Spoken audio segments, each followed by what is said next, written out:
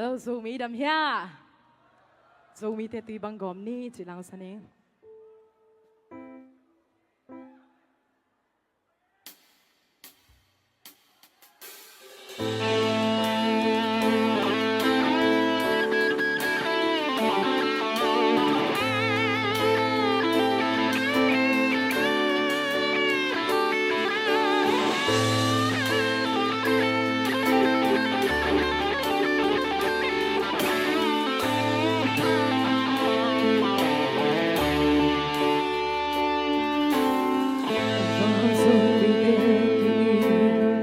Bang hang zomi te ki khoa phol ba bang ina nei zomi te ya bang hangin ki lâu đi bang hangin ki khoa lâu đi tuân sung khát biếng lại som te hi ha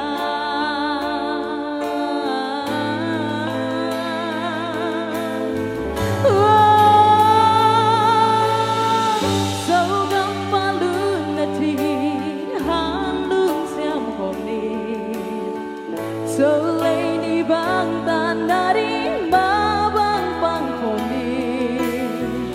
ilung sim te gong komi hui khao bang wal kom ni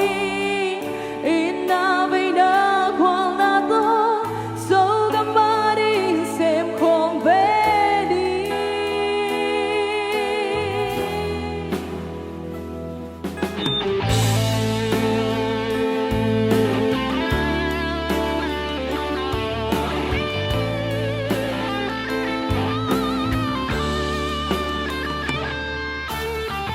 bang hang zomi te ki khen bang hang zomi te ki ga phol ba in da kha swat da ya boy tui bang hong gom di golin tui bang gom lâu di ấy lại ấy mà tui bang gom cool di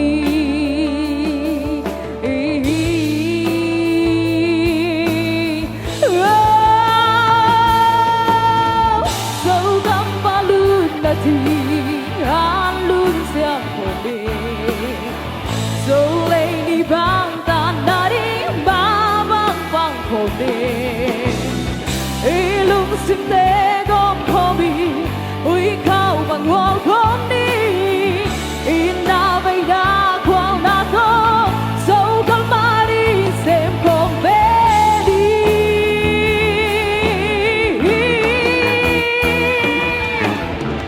xin nên bán sắc lại không sâu biết thế khi lâu đã tê đâu không bé đi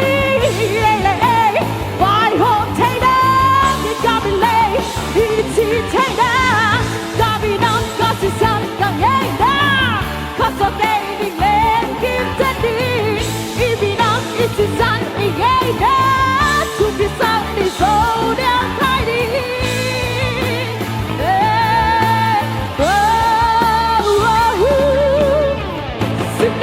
sắc này không sâu biết thế tuy bằng con chỉ xin cho lá đi bỏ bỏ lên kim băng lâu ấy là ấy bỏ lên kim đá cao vì đang cao chỉ sáng càng ấy đá cao sao cây đi lên kim chết đi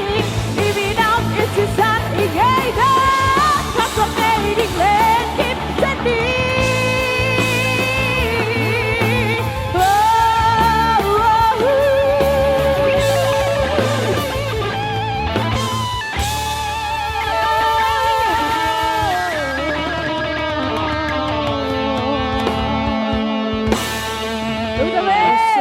Selo zomi te tui bang gom ni ang sa wai sen nak tak pin luk dam hi aba